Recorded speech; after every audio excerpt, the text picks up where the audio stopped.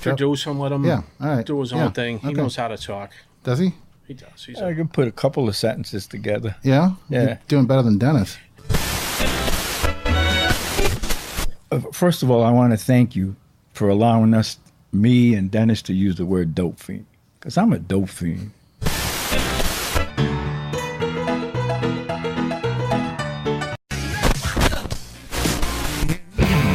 Explosion.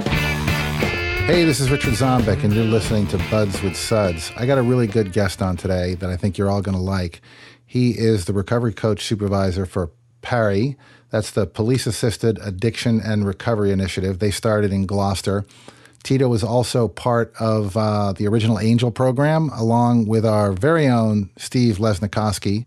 Back when the Gloucester Chief of Police up there, Leonard Campanelli, started the Angel program, which then kind of merged into and morphed into P.A.A.R.I. Tito's going to talk a little bit about that.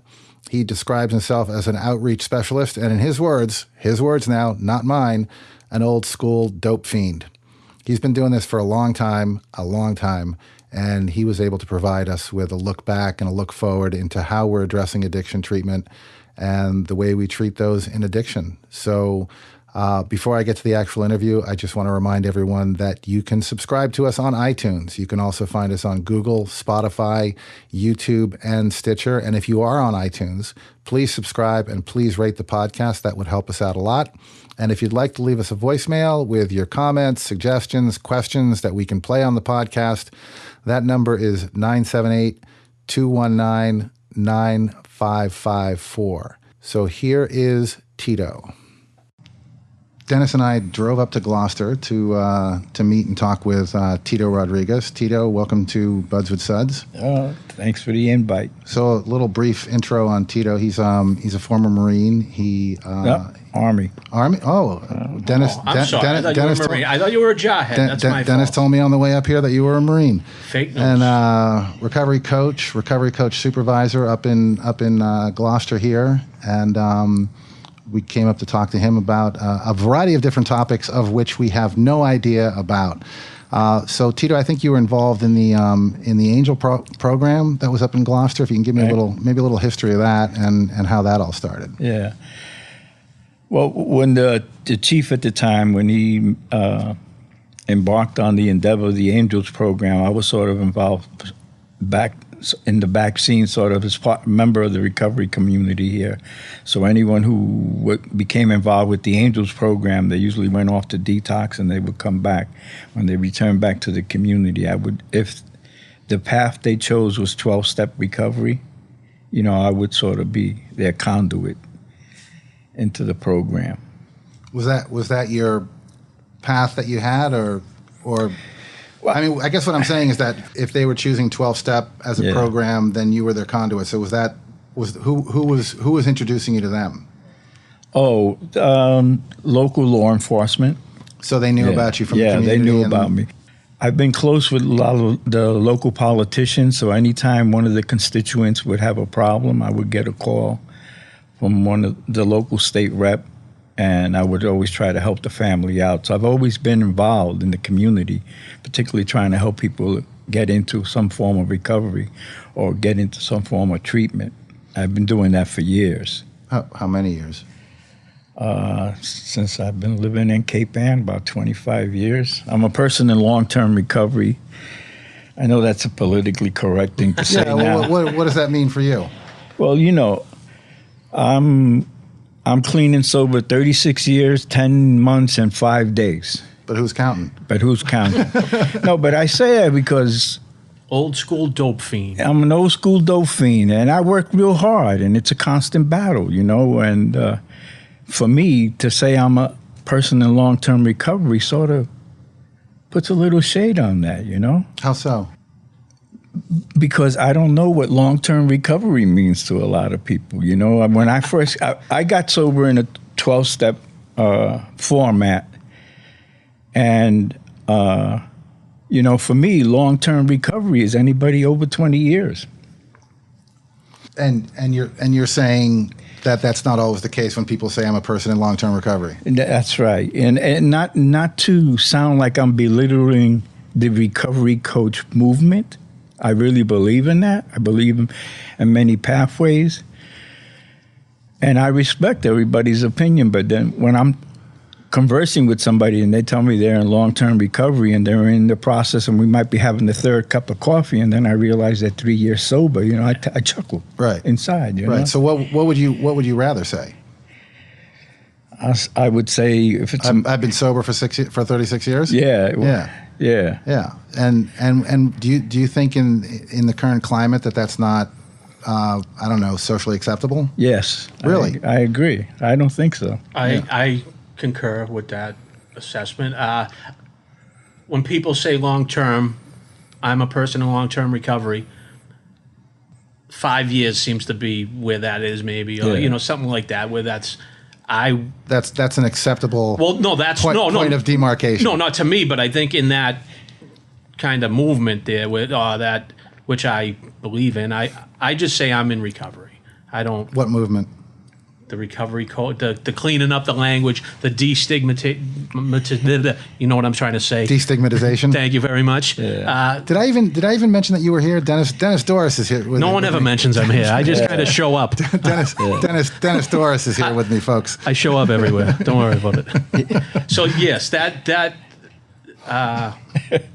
which is a great movement, but I think for people like us that have been around I've been in and out of recovery for over 25 years. I started doing AA when I was 17 years old, like that type of stuff. So when this whole movement is new and it's you see good things and you see some things where you go, what is going on? Like, what is recovery? What, and that was a conversation we had with the harm reduction conversation, right? With Chris Alba, where I said, recovery, and he goes, well, what's recovery? What is recovery? Right? Yes. Well, and that's the thing, right? Is it's such a squishy topic that we don't really know. I'm with you, Tito. On people say, I'm a person in long-term recovery, which for me means that I've been clean and sober for 2.5 months, and I haven't found the need to use anything or put anything mind or mood altering in my body for the last 2.5 months, right? And I just celebrated 12 years. And I'm with you guys, and I think I think 5 years is a fair point of demarcation. But then we get into a whole other territory of the recovery coaching stuff, right? Which is what we're here to talk about.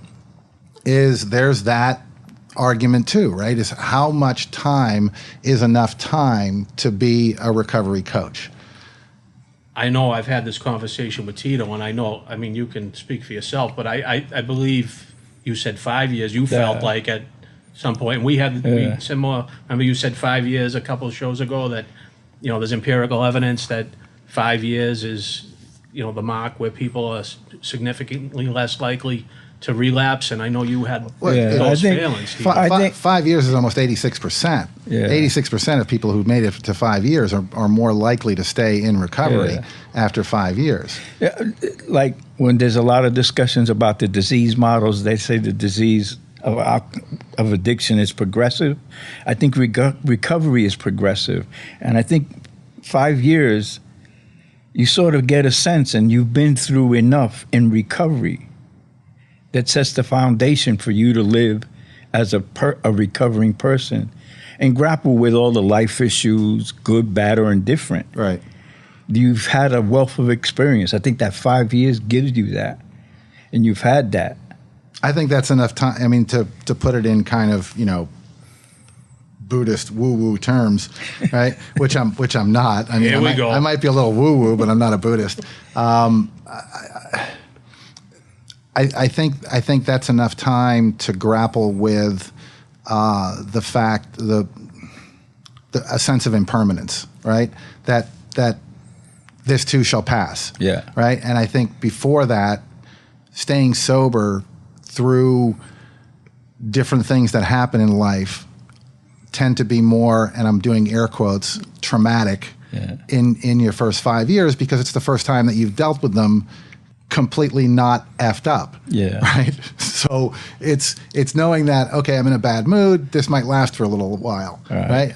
I'm in a good mood. This is probably not going to last forever. Right.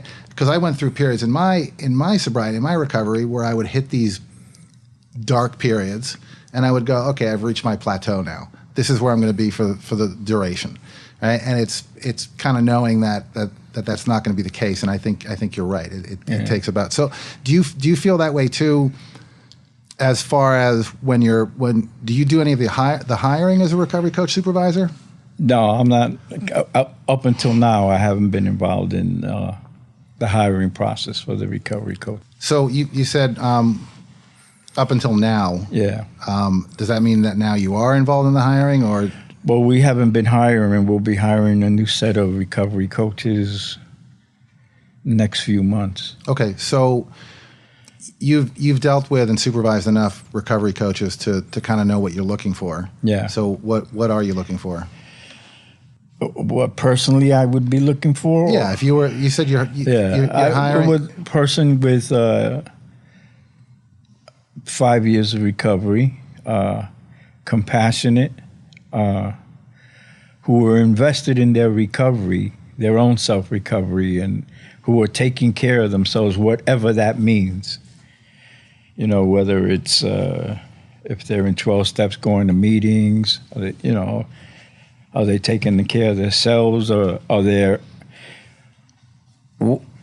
they being, though they don't have to, are they still being of service in some area? So outside of the job. Outside of the job. And that would be what?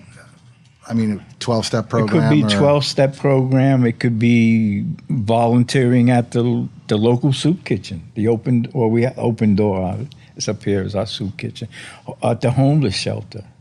You know, doing something of service. It's giving back either to their community, their church, if they're going to church, something like that. So that is, do you find that to be a measure of compassion then? Yep.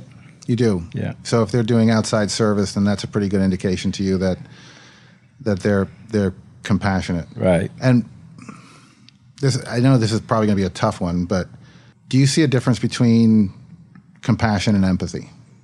That's a good question. Yeah, I'll tell you why I asked, because I mean, actually, I think you and I were we were talking about this meeting, but I think you mentioned it a little bit, yes. Yeah, I hear a lot of people talk about that you can't do this job if you don't have, for example, in the medical community, it's hard to deal with addicts and alcoholics if you haven't seen it in your life, right? And that to me is empathy, right?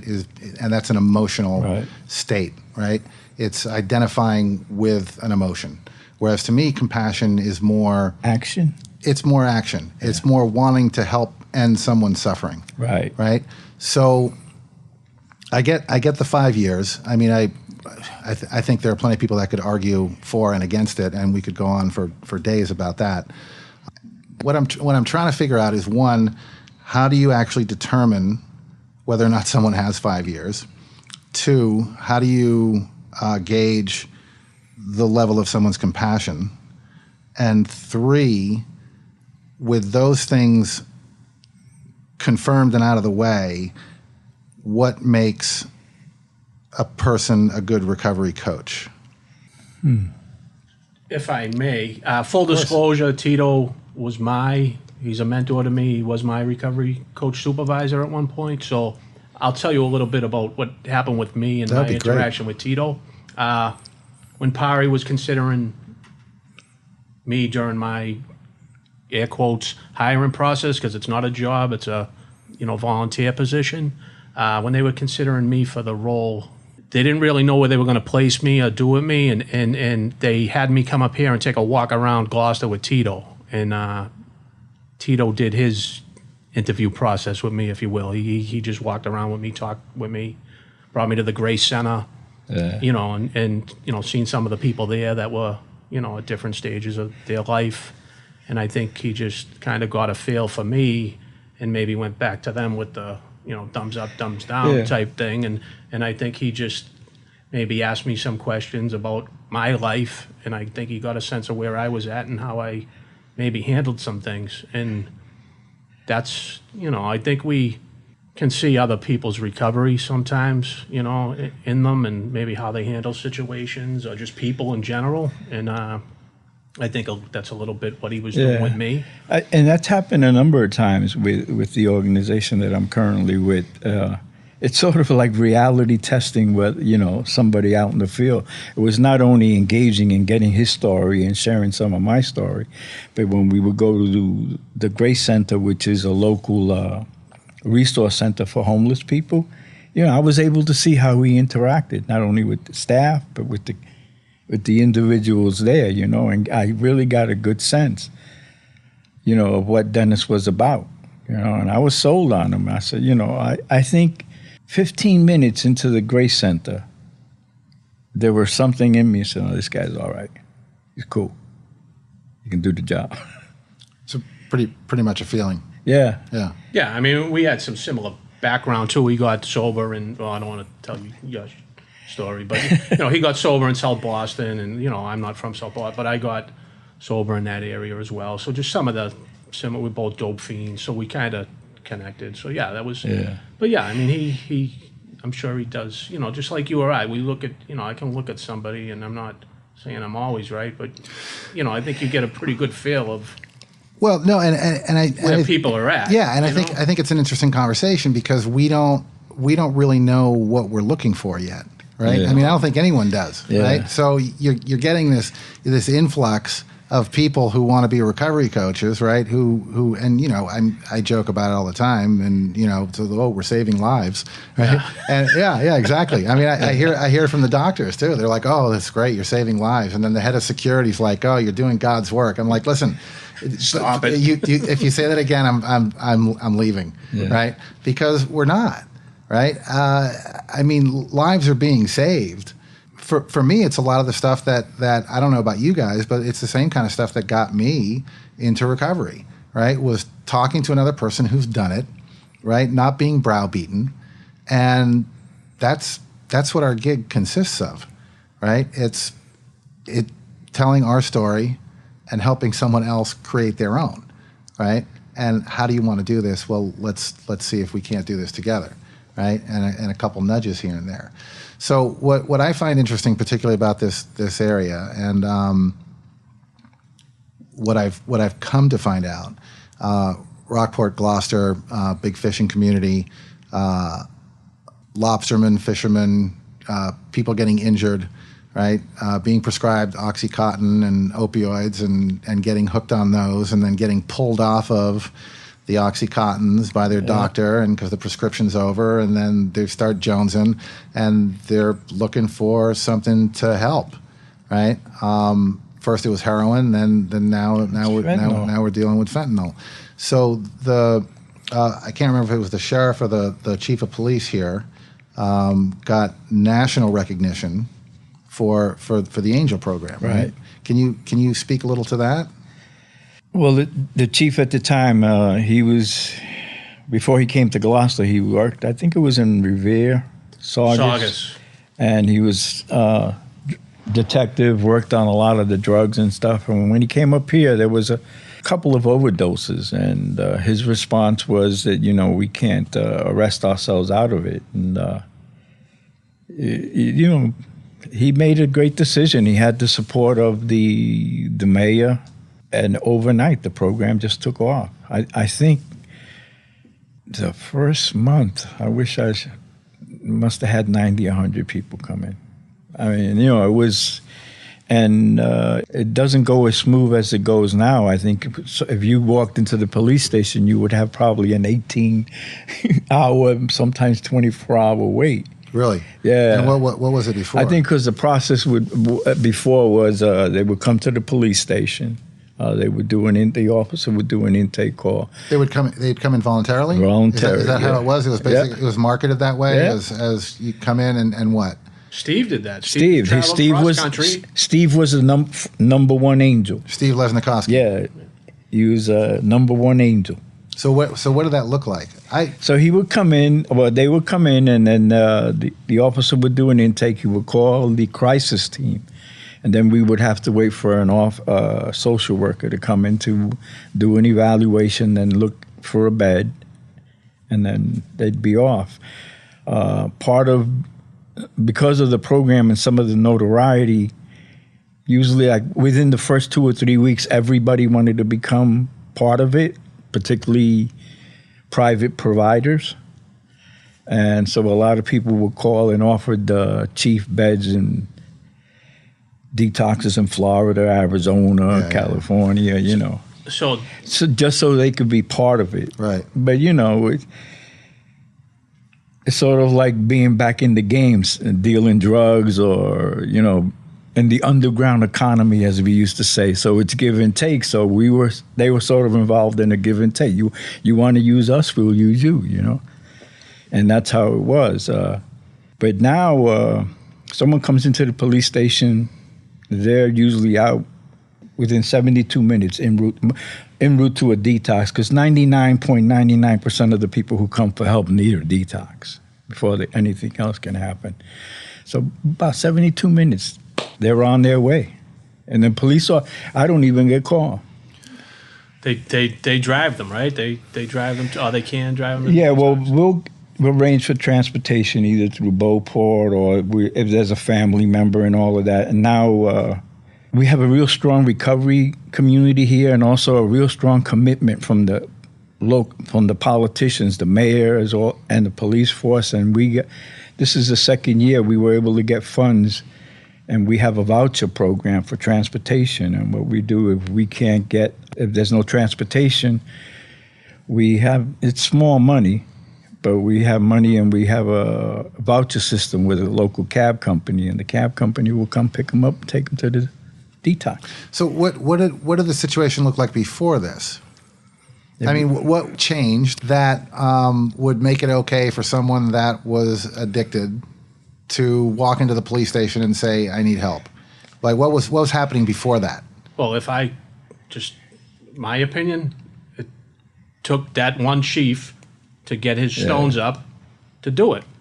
To do what, though? To just say we're going to stop arresting people? Just like Tito said, we cannot arrest our way out of it. He saw what was going on in his town, people dying, people getting arrested, same thing over and over that we've been seeing, and I'll get to this in a minute, but seeing it over and over and just realizing what they were doing was not working. These people needed help, not jail. And he decided, he put a Facebook post up, I think? Yeah, Facebook. He put a Facebook post up and said, anybody that wants treatment can come in, no judgment. No judgment.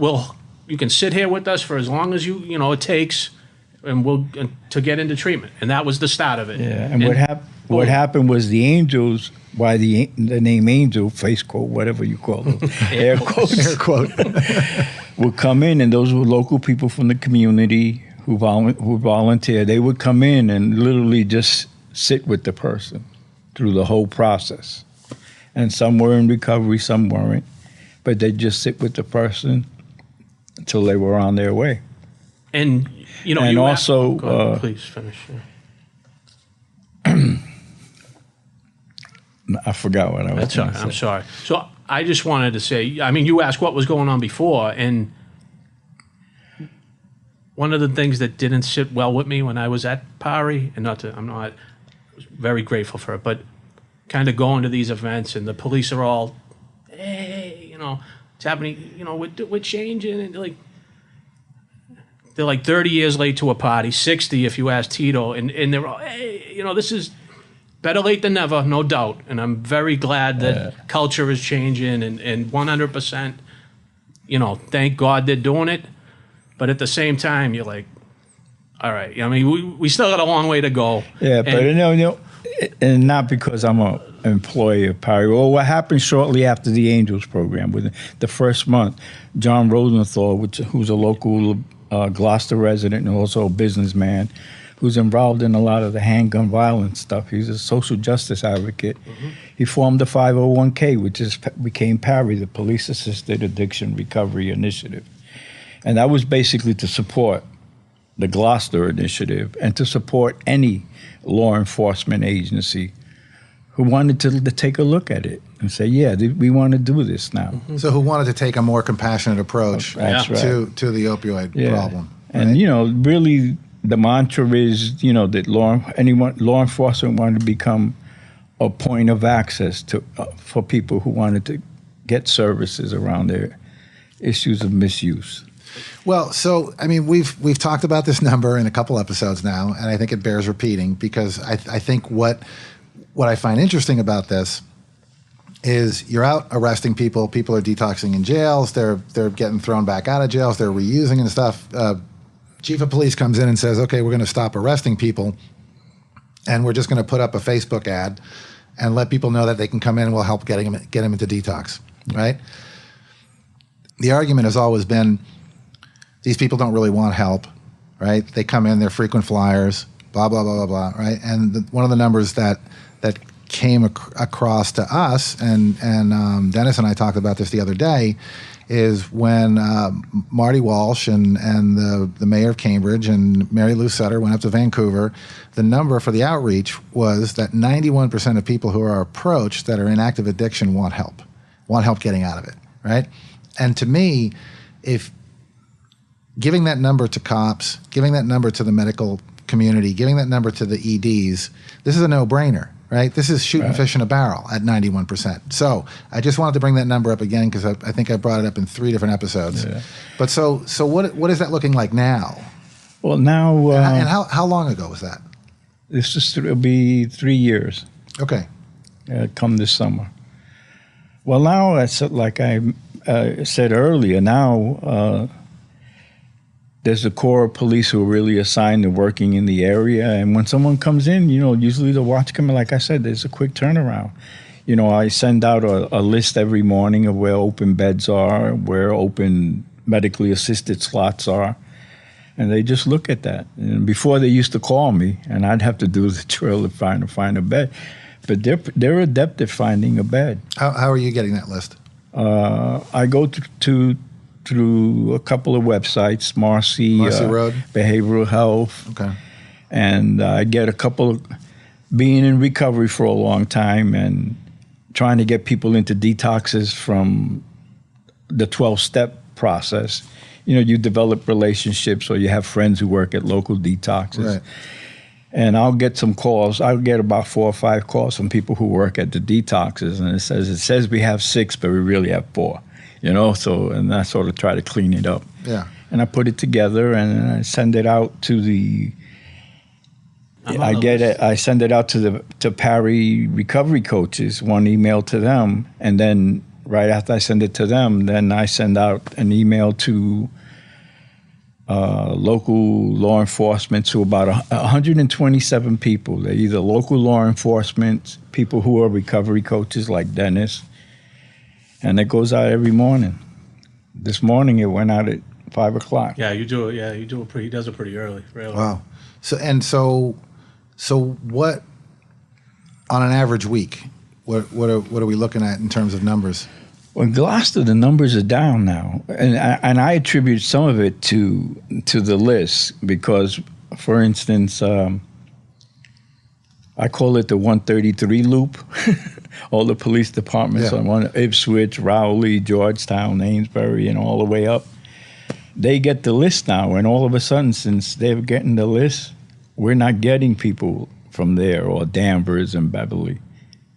So they're not coming to Gloucester? So they're not coming to Gloucester anymore. So people from Danvers and Beverly and all those other towns were coming to Gloucester. Yes. And now what has that altruistic approach spread to the other? Yeah, because I'll get an email from, let's say, Amesbury or Salisbury saying, we did 2 this week, we did 3 this week, and normally those 2 or 3 probably would have took the drive to Gloucester to access treatment.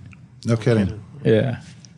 I got a call from an email from one of the local law enforcement agencies. Well, I'll say it was Ipswich, saying, "Is it all right to share with the list with anybody who comes into the police station?" I said, "Yeah, go ahead, man."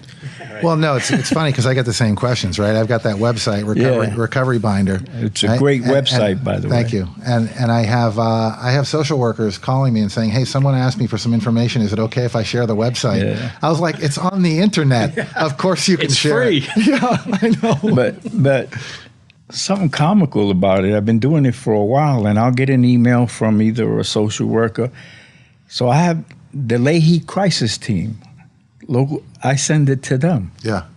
Yeah, no. Yeah, right? I know. And I've gotten a couple of emails from local doctors in the emergency room saying, "Could you put me on your list?" And I'm saying, these people probably could access the information better than I can. Yeah, why don't they know it already? Yeah, No, I had the exact same experience with the crisis center in the ED and a psych triage center, of going, what do you mean a list? Like, we always have trouble finding beds. I'm like, do you know how many resources there are? Right. I mean, here, Marcy Road, never heard of it. Here, the SAMHSA website, never heard of it, right? I mean, really, these are people that this is what they do for their job. Yeah. This is what they're supposed to know. Crisis intervention. Crisis intervention, and they have no idea how to get someone into a detox, right? And sometimes I don't know if it's well, I'm not going to go down that road. But back to the Angels program, one of the things that made it real successful, I don't know if should I put out providers and stuff. A specific provider really said to the chief, "If you need a bed, you call us." And that first year, they were instrumental in making the program a success. When by provider, you mean a detox? An agency that provides an array of services around substance misuse. I don't. You want me to say it now? I don't know. Yeah, why not? Spectrum Health Services. Okay. So they back you. They would. Up and the police officer, all they had to do is just, they would try going through their list at the time before through the mechanisms that they had, but they would call Spectrum, and he says, "Okay, fine." And they will find a room at the inn. Really, at Spectrum or anywhere else? No, usually at Spectrum, in one of their programs. It really made it the success that first year. They were really... Yeah, because that could have probably went the other way, too. If people started going to the police station and not getting the help they were looking for, they would, I'm not, it doesn't work. Just like, so it's good that they were there to, support what, the chief was trying to do. That's good. Because now look at it. I mean... Yeah. But the program has evolved. We still do that. We do post-overdose calls. It's been ingrained in the culture of the local police departments. Gloucester's a small community, so I could be at the local supermarket and I'll bump into one of the police officers, law enforcement, and they said, "Listen, I went on a call," and it might have been not drug-related. It might have been a domestic violence or disruption or something at a house, and they said, "Listen, we were leaving the house," and they saw what could be paraphernalia, or they'll see an array of liquor bottles. Say, "Well, maybe you want to give this guy a call." Yeah, exactly. Yeah, that's good. I mean, that's. I mean, here's the thing, right? Not to pull. I think Russell Brand. I personally think he's kind of an insufferable douche, but but he did a show about methadone and has done a lot of stuff. And one of the things that he said has always stuck with me, and I've said this at different events that I've gone to, and even different interviews when I was interviewing for my job. Right, is that this in order to address this problem, you need a combination of altruism, compassion, and pragmatism. Mm-hmm. Right, and that's this program in Gloucester, particularly the Angels program, really has all three of those components, right? It was well organized. The idea was good. It shows some compassion, and it's helping the community at large, right? Yeah. Solve a problem that, like you said, Dennis, for the last, you're 30, 60 years late with this, but at least you're doing something, right? And that's what I would like to ask Tito. I mean, you're part of this movement. You've been a big part of it, and you have been around for a long time. Can you talk about some of the, I guess things that weren't happening back when you were doing it that are happening now? Obviously, that just the whole process that you've seen throughout your time. Because, I mean, let me go on my little not politically correct rant. Oh, please do. And this is just my opinion. It's not P.A.A.R.I's opinion. I felt, my misuse, my use. First of all, I want to thank you for allowing me and Dennis to use the word dope fiend, because I'm a dope fiend. And Me too. To me, that's a moniker I wear, you know, and I'm real proud of that, you know, and which goes back to Where you come from. Yeah. So I felt P.A.A.R.I in the late. You're welcome, by the way. Yeah. Late 60s, early 70s and stuff. And the approach from law enforcement wasn't that compassionate. I'm originally from New York City.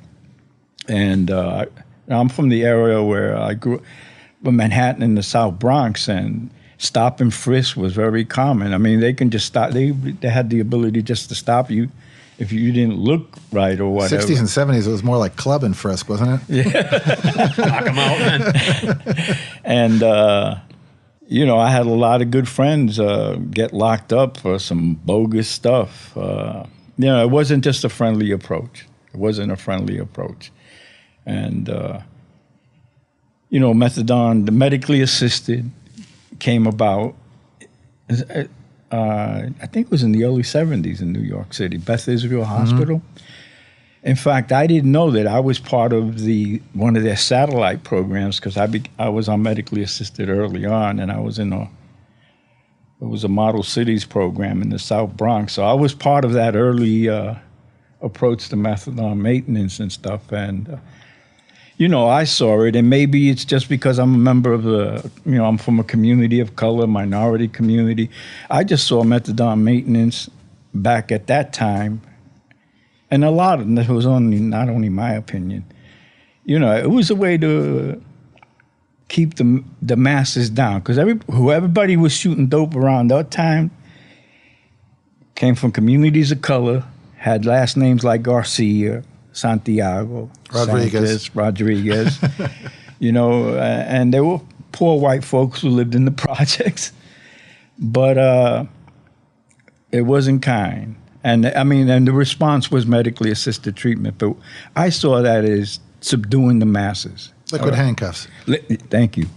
Can I ask a quick question? What was the overdose process like? So if back in the day, back in the day, somebody overdosed, we would throw them in the shower, put ice under their and, excuse me.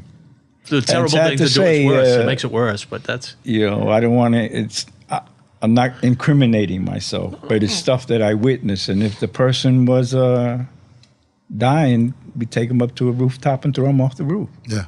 Now, what did the first responders do, like cops or EMTs? Did they even get called on those situations? No, right? No. That was in New York you're talking about, right? Yeah. Well, I had my first sponsor, right, was talking about the shooting galleries in Lynn, right? And there'd be a guy dead, and the owner of the bar where the shooting gallery was would be like, you guys, I'll give you a couple free drinks if you just get him out of here. Yeah. And they'd go out and throw him in a dumpster or something, you know, throw him in a back alley, right? Because they didn't want the cops there, right? So, I mean, this is the way people, well, I mean, I don't know that there's much difference. There's certainly probably not a lot of difference in the way I drank and the way you guys used. So we're all pretty much the same, but this is how we've been treated for, you know, centuries, really. Yeah. And fast forwarded to the epidemic now. I always frame it when I'm talking to folks is the color of the landscape has changed. That's the politically correct that's answer. A polite way of putting it. Yeah. That's a polite way of putting it. And I hope I'm not coming across bitter. I don't mean to. I think I've given it some thought. And what I really think of, back when I was shooting dope, we didn't have the wherewithal to advocate for us, and we didn't have families to do that. I was raised by my grandmother. My grandmother was working 3 jobs. Yeah. She didn't have the time. She didn't have the time to worry about me, and we just didn't have people to come to us, and we didn't have the wherewithal. All we were doing was sitting on a stoop on 103rd Street in Lexington. That was your world. With my head between my legs, you know, saying, I'm going to conquer the world. Right. So when you're saying the color of the landscape has changed, are you saying that now that it's not just brown and black people overdosing, we're going to address it? Is that? It's being addressed. Right. But I think it's being addressed more because a lot of the population now who are struggling with it have families and loved ones who are better capable to advocate. Are lily white middle class people. Yeah. Yeah. Middle No, class. well, I mean, I don't think you're saying anything that's shocking either of us. No, You know? no, I mean, But they have the wherewithal to advocate, Back in my day, we're just struggling to live, We're struggling just to make sure the food stamps come in, balanced a budget on food stamps. Right. Yeah. No, I get it. I mean, I'm in basically complete agreement. I've been saying this, we've all been saying this for a really long time. It's like, well, now that it's hitting middle class white families, now we're going to do something about it. Yeah. Right. I mean, there are some counter arguments to that, of course. Of course. But it's a big part of it. No matter, I mean, I don't whether I you don't- argue against it or not, it's still a part of it. It is definitely. I know you're going to make some kind of socialist crack at me. No, I'm not. But You as call me. yeah, but as a society, I think this country in particular, as part of one of the more industrialized and Western countries in the world, we have a really big problem taking care of our own. We, as a population in this country, have lost our compassion, have lost our sense of empathy, have lost our, and here's the woo-woo part, have lost a sense of love and respect for our fellow man, right? And where we're seeing it is in this field of people actually reaching out, caring about another person.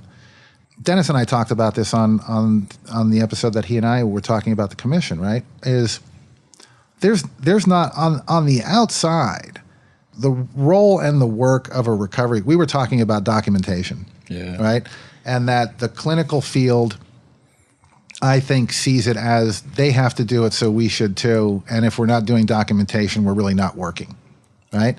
And from an outsider's perspective, for the last year and a half, my job basically looks like I drive around the countryside and go have coffee with people, right? That's pretty much the extent of my day, right? From someone looking at it, so what did you do today? I went to 5 Dunkin' Donuts and, I met with 4 or 5 different people, right?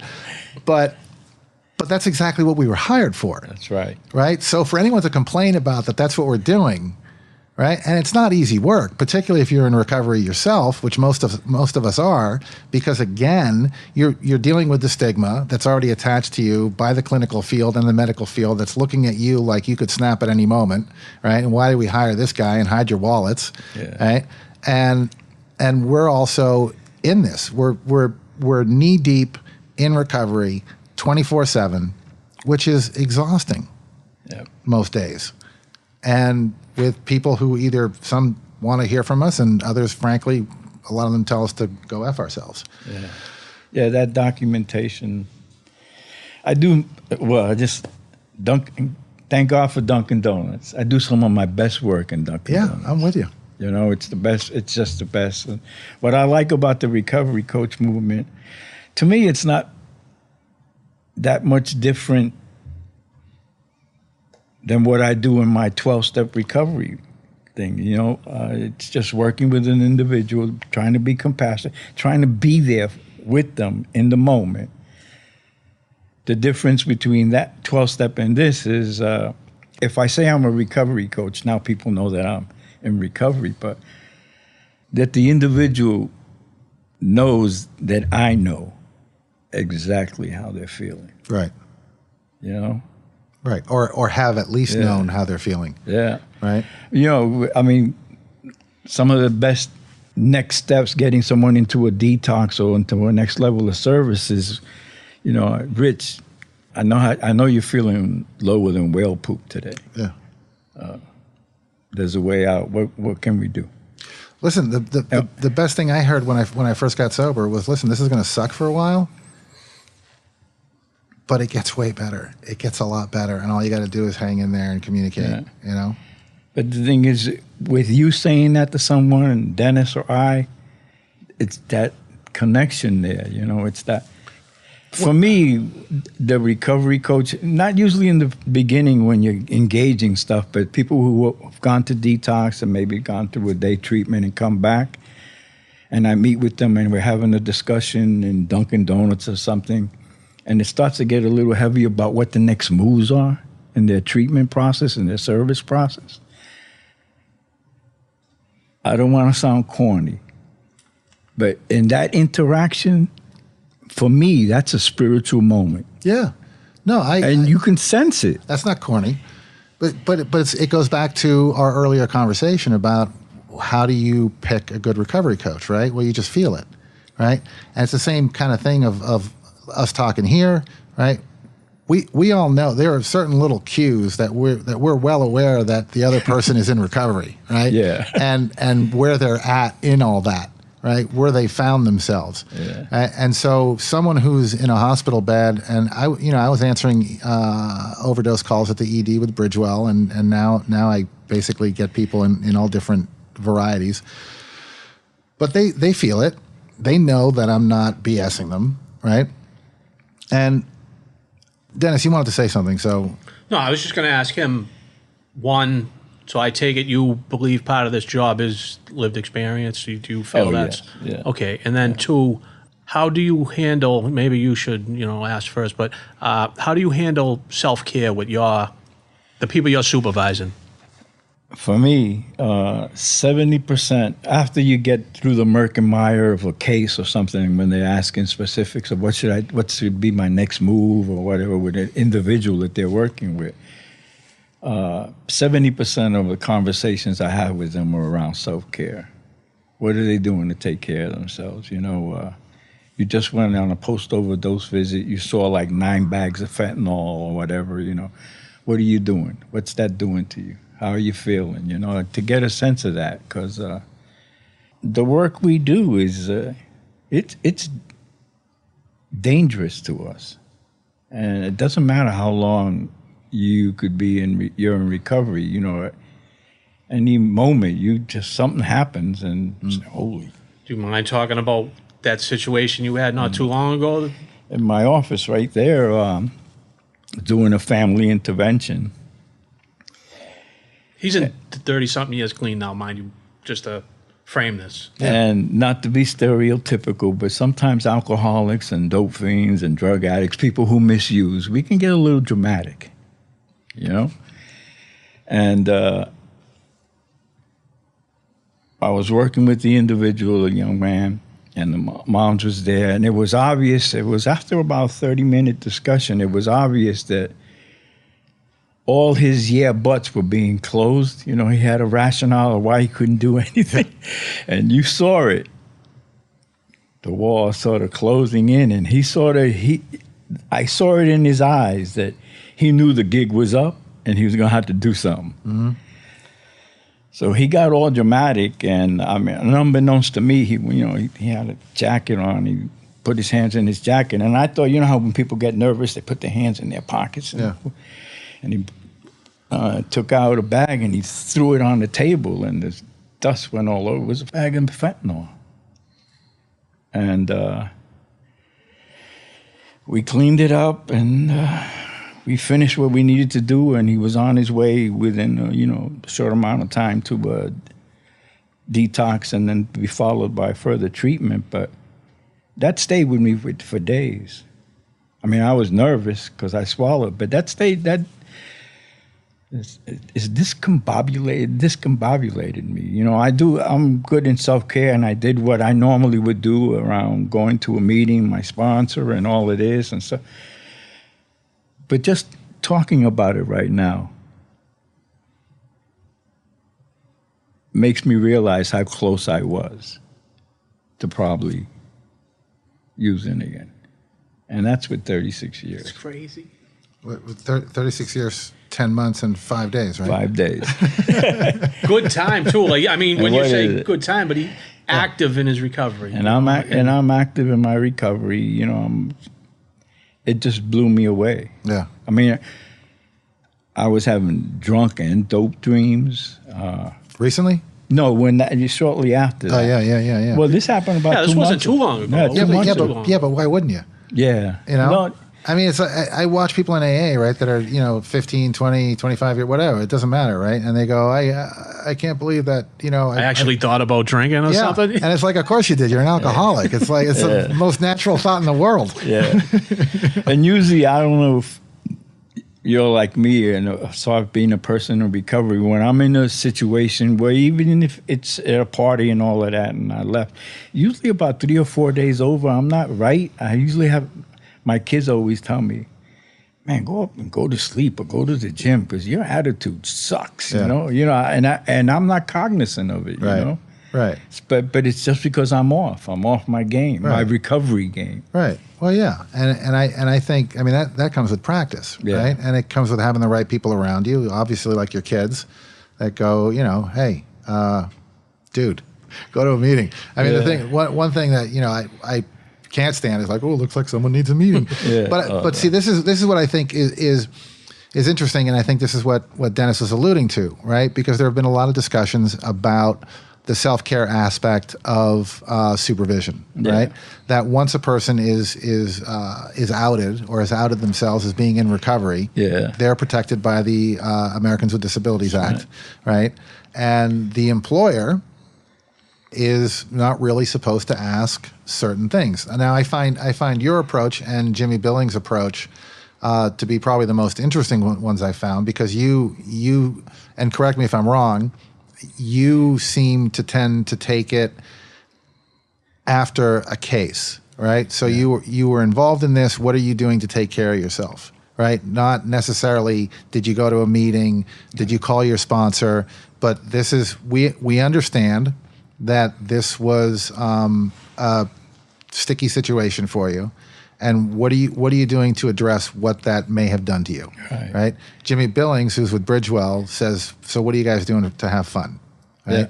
And I think what the rules revolve around on, or at least the law and how I understand it, although my fear is that, that can always be interpreted differently, and someone who gets pissed off or something could blow the whole thing out of the water and start a lawsuit. So is that you can't necessarily be asked what are you doing for your recovery, if you should walk into a room and you're a little you're agitated and someone goes, oh, someone needs a meeting, like that kind of thing, and because then it becomes discrimination.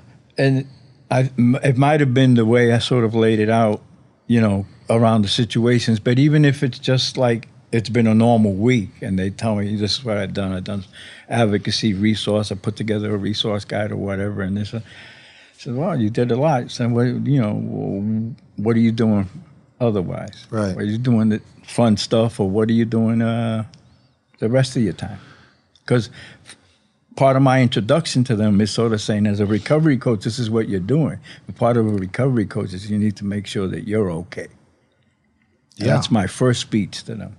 Well, and so that goes to a whole other question then, right? So do you see the role of a recovery coach supervisor? I think we're all familiar with the Stanford experiment, right? Yeah. Where Stanford did the prison and the prison guards. Oh, yeah. So I look at a lot of these recovery coach supervisor roles simply because the name supervisor in them, right? That it's going to become like some sort of a Stanford experiment, right? And I think what's not being explained, and I think you and I had a very brief conversation about this on our view of supervision, where I think it's more like clinical supervision in a clinical field, right? So as a supervisor, I wouldn't be responsible for operations. Right. So I don't do anything punitive. Nope. I'm not responsible for someone's hours, their pay, when they're going on vacation, what days they're taking off, whether or not they can go to lunch, if they get a smoke break or whatever. That's right. That is completely off limits to me, and that is not the kind of supervisor I am. The supervision that I think a recovery coach supervisor should be is there as a buffer between the clinical world. The real supervisor, right? The manager, really, right?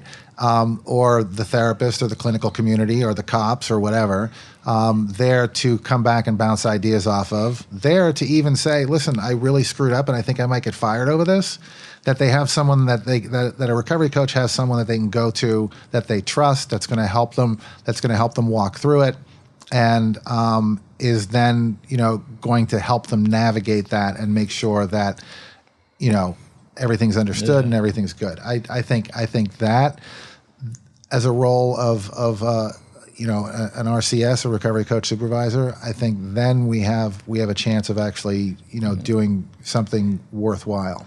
With the recovery coaches that I have long-standing relationships with, in our conversations, if I haven't discussed it and our hours coming to an end, they'll slide it in what they're doing. Right. So that's They know. it becomes a norm for them. I think a lot of this, I think the role of the recovery coach, and my concern, and we've talked about this on different episodes also, of how long do we have before they screw it up, right? How long do we have before this becomes what addictions counselors started out as in the 70s, and to their current iteration of being the reason why they had to bring in recovery coaches, right? And a lot of it, I think, is going to depend on good people being chosen as recovery coaches and good people being chosen as recovery coach supervisors who fundamentally understand what the role is and isn't and aren't trying to do something that they're not. And that knowing what their limitations. I think a lot of, particularly the recovery coaches who are less than that 5-year mark, or even the 2-year mark. They take it real personal when the person that they're trying to assist, it's just not going right or whatever, And I don't know who said it, but I always tell them, hey, you can't breathe air into someone who doesn't want to inhale. Yeah. Right. That's not what you're about. You've given them what could be beneficial to them, but ultimately they need to make a decision. And if they're in recovery, I try to flip it and say, do you remember when you were at that jumping off point? Right. And then that bell goes off, I want to go back to something you guys said before, because you said thanks for letting us call ourselves dope fiends, right? I know why, but I want one of you to at least, why would you find it necessary to say thanks for letting us call ourselves dope fiends? I'll go back to my little brief rant about political correctness and stuff and the stigmatism. I think the fact that at this particular epidemic, because of what I talked about earlier, them having loved ones who can advocate for them and all of that, part of the advocacy issue is I don't want my child to be stigmatized. So you take away those labels. But for me, I wasn't a drug user. I was a dope fiend. Yeah. And that which meant for me was I'd sooner kiss you or stab you. Right. Didn't make a difference. Because sometimes when you clean something up, you're cleaning something up. Right. And this is not really a clean kind of business here, and I get, so that's exactly, so to Tito's point, who are we stigmatizing sometimes? Is it more just like the families don't want to hear it, or it's because I understand what they're coming from with let's not use the word junkie, and I know you talked about it on the show where that word actually came from, and I get, I wrote an article. I knew that, and so. Words are words, and I understand how changing this language is helping with the people it needs to help with, the people that are higher up than us. Well, that's exactly who it's supposed to help with, yes, right? because it's not affecting us, right? Usually. And here's the thing, right? Is I know the answer to that question. I want other people to hear the answer to that question, right? I mean, the reason I asked you guys is so that other people hear that I called myself a drunk for years, right? I had that defiant attitude where I'm not going to sit in a meeting and say, I'm Richard, I'm an alcoholic. I'm going to say, I'm Richard, I'm a drunk, right? And as self-deprecating as it is, just like dope fiend or calling yourself a junkie or whatever, I have a friend who, he's been to 50 different detoxes. And he's an old hippie and he's been a junkie for a long time. He switched to alcohol because that's his drug of choice right now. But he spent a lot of time on heroin and traveling around with the Grateful Dead and did a ton of acid, and he still calls himself an old junkie. He's a man of the people. Exactly. And so part of that, and I had that conversation with Mark Kennard on when I had him on for an interview. It's, if you want to call you, who are you to tell me what I can call myself, right? and I've talked to this at different events that I've gone to and in staff meetings and things like that we need to change the words, right? And I'll look at them and I'll go, it doesn't matter what you're calling them. We all still know what you mean, right? Substance use disorder. Yeah.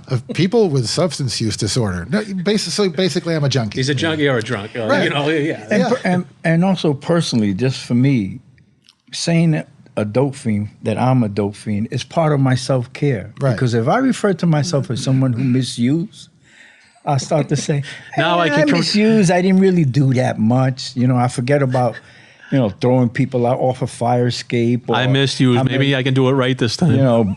Beating people. And I don't think either of you misused it. I don't think. But when I say I'm a dope, I remember all the pain that I inflicted to people, but also all the pain that I put on myself. Right, exactly. Well, and that's what I'm saying. That's my point with a lot of these conversations that I have with people. It's like that self-deprecation, that label that I put on myself was important for me to be in recovery. It was important for me to remember where I came from and what havoc I wreaked. Being that got you to where you are. Here. You know what I mean? So being a dope fiend got Tito to sit in the seat, into recovery, and that's, it's a thing to remember, like he's saying. Well, and there are cases like this all the time, right? Is calling homosexuals queers was pejorative until they said, oh yeah, well, we're going to use that name and we're going to take it on and we're going to own it. We're here, we're queer, get used to it. Well, they adopt it. Exactly. And the suffragettes were the same thing, right? This is a New York Times writer who called them suffragettes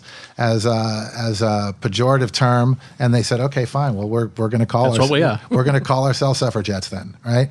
And so I do have a whole problem with the, words matter movement, because yes, words matter. I mean, You're a writer. I'm a writer, so words matter, right? But unless you change the meaning behind those words, a rose by any other name is still a rose, right? And a junkie by any other name is still a junkie, because you haven't changed your attitude from calling me a junkie to calling me someone who suffers from a substance use disorder. You're still giving me the same look. The same feeling is still in your heart, right? You're still treating me the same way. All you've done is change my name, right? So that's where I think, any kind of anti-stigma campaign, any kind of outreach, any kind of, we need to, do we need to get these people help because they're human beings and they need help? Or do we need to get these people help because we don't want them sleeping on our park benches and behind dumpsters and leaving dirty needles all over the place, right? Where are you coming from with this? Yeah. And it's just like when you attach names and labels to people, where is that coming from? Apparently I have a couple soapboxes. That's all right.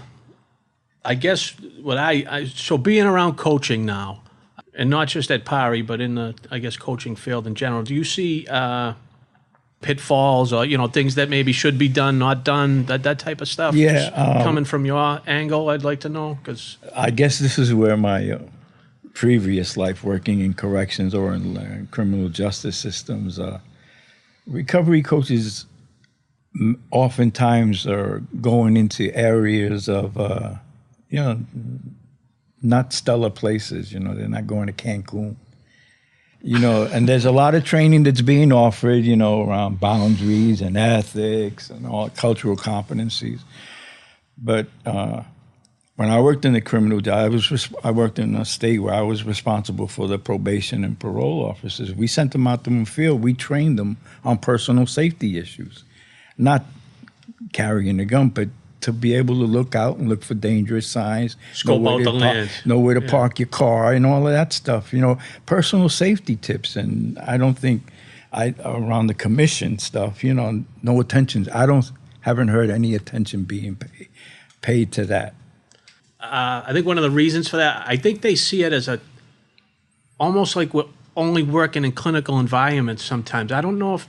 But we're not. No, I understand that, and I guess they probably do a little bit, but I don't know if they totally realize all the situations that we're kind of sometimes getting into, especially in a community based coaching, not clinical. Even sometimes, we get to go out into the community. But I agree. I appreciate that because there were times when I was at P.A.A.R.I, where I know being involved with the law enforcement, it's kind of a little easier to maybe have a cop go with you sometimes. But if a cop's not available, you can call and they might give you a heads up, like, hey, that house is a known gang. Don't go by that house. Don't go alone. Don't, so that's one of the advantages of being involved with the law enforcement. But if you're not and you're community-based and are going to somebody's house, how do you prepare? How do you take care of yourself, And also around the recovery process and it happens to be I'm coaching someone who works in the Lawrence, Methuen area, who's a person in long-term recovery. And but who's been around the block. He's been incarcerated for a long time and all that, but he has learning deficits and he doesn't meet the criteria to be a recovery coach. He's not capable of even getting a GED, cognitive. But from a compassionate, he has something to offer. Yeah, what he has to offer is dynamite. Right. And he's not going to be able to. I mean, we submitted his paperwork, and he had a assessment done by Mass Rehab that clearly states this guy can't even sit in the classroom. Jeez. He's got a third grade education. But, Richard, if you were to sit down with him and you interviewing him, you'd give him a job like that. Yeah. I have a friend. He just knows it. I have a friend who's very similar. Yeah, it's the same thing that we've talked about, too, with some of the clinical environments requiring writing samples. Right? They want writing samples from recovery coaches. They're asking for a GED, at a minimum, but they want writing samples. Right? So... Yeah, I mean, he talks into his computer, so whatever. But this phenomenal with the ability to engage somebody. The coaching part of it is Jesus Christ. He has me in awe. Yeah, and he's not going to be able to be a certified recovery coach. Yeah. Well, when you guys were talking about personal safety, I was going to ask you guys because you guys have gone to like some pretty like hairy probably areas and stuff, and so I meet a couple people on Marblehead Neck at the yacht club. Should I be concerned? Call Tito. What's a yacht look like? What is that? What's a yacht? I have had a couple meetings up there, up on Marblehead Neck at the yacht club. Why don't you meet me up there? We'll talk about my alcoholism. Sure. Right? They come from Yale and jail, Park Place and Park Bench. That's right. I love when you say that. Park Place and Park Bench. Right. So listen, we've been talking for a while. I think you may listen to this and actually surprise yourself at how much you talked, because you don't seem like much of a talker to me. Yeah. When I'm in good company, and good folks. That's nice of you to say. No, it's serious. I was nervous about this. Then I saw him. I thought he was going to ambush me. No. Nope. So let me ask you one. Unless Dennis, do you have a question? No, I think I'm good. Okay. Let me ask you one last question. It's a question I like to try to get in. I don't always. But is there anything that you wish I had asked you that I didn't? Or anything that you wish we had talked about? No, I think I've slid everything in that I wanted to talk about. Okay. Yeah. I think, yeah. Well, I'd love to have you back on at some point. Sure. And certainly want to thank you for taking time out of your Sunday and opening your door and thanks for having us up here. And thanks for having us up here. Anytime. This is a lot of fun. It was. I really enjoyed it. It's easy. And I enjoy your podcast. They're real cool. Oh, stop. But I can't rate you because I listen to it on Spotify. They don't have a rating system. Spotify's fine. Yeah. It's still getting downloaded. So, thank you, Tito. Dennis, thanks for coming up with me. This looks like it's going to turn into a regular thing. Oh, God.